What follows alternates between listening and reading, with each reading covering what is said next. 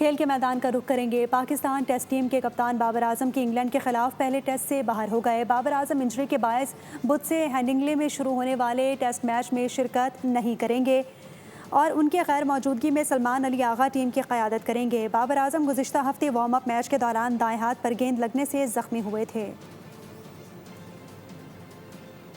खेल के मैदान का रुख करेंगे। पाकिस्तान टेस्ट टीम के कप्तान बाबर आजम की इंग्लैंड के खिलाफ पहले टेस्ट से बाहर हो गए। बाबर आजम इंजरी के बायस बुध से हेडिंग्ले में शुरू होने वाले टेस्ट मैच में शिरकत नहीं करेंगे और उनके गैर मौजूदगी में सलमान अली आगा टीम की क़यादत करेंगे। बाबर आजम गुज़िश्ता हफ्ते वार्म अप मैच के दौरान दाएं हाथ पर गेंद लगने से ज़ख्मी हुए थे।